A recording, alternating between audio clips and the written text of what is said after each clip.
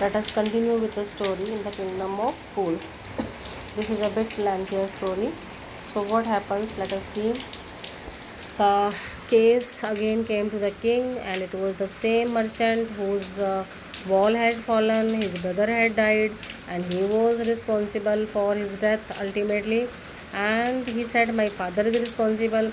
The king said, now if you have enjoyed all the facilities provided by your father to you, now you will enjoy his sins also, so you will be punished. And he gave the order. He sharpened the stake and got it ready for the final impaling of the criminal. It occurred to the minister that the rich merchant was somehow too thin to properly execute it on the stake. When the stake is फांसी का फंदा, that was ready, और ministers को लगा कि ये फंदा तो जो मर्चेंट है वो तो पतला है, तो उसके गले में नहीं आएगा.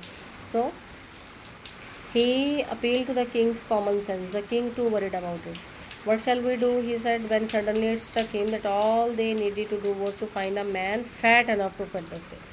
They said only what we have to do. अगर वो पतला है और वो गले में फंदा नहीं आता, तो हमें एक मोटा आदमी ढूंढना चाहिए जिसके गले में ये फंदा आ जाए.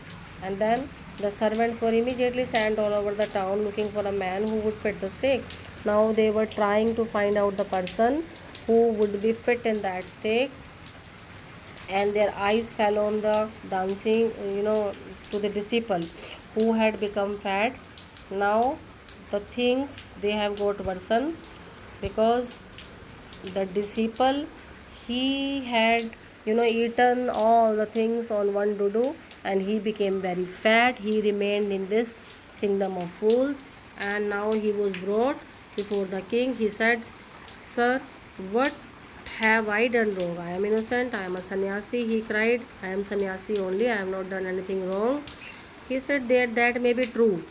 हो सकता है, you are a sannyasi and you have not done anything, but it is a royal decree that we should, in the place of execution.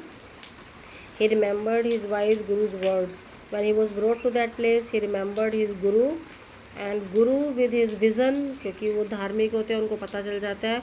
He came to know that something wrong had happened with this disciple.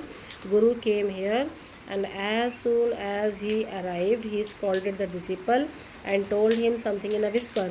उसको धीरे धीरे कुछ समझाया. Immediately the disciple understood, and they said, O wisest of kings, who is greater, the guru or the disciple? Now they created a drama over there. They said, Guru said, I will be at the stake first, and the disciple said, I will be at the first. And now the minister thought that as soon as he arrived, he scolded the disciple and told him something in a whisper. Then he went to the king and addressed, O wisest of the king, who is greater, the guru or the disciple? Of course the guru, no doubt about it. Why do you ask? Then put me to the stake first, put my disciple to the death next after me.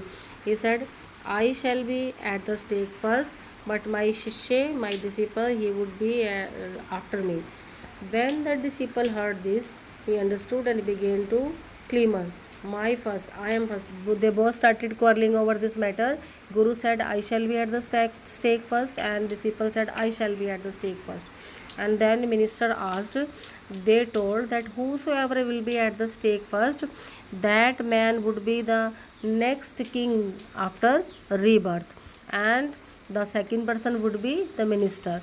Now the foolish king and his ministers, they gave a thought over this problem, that who is going to be the king and the minister in the next birth. So they decided that the king and the ministers, they were foolish. They decided that we should come at the stake first, and in this manner both the king and the ministers, they change their clothes. And what happened next, that we shall discuss tomorrow.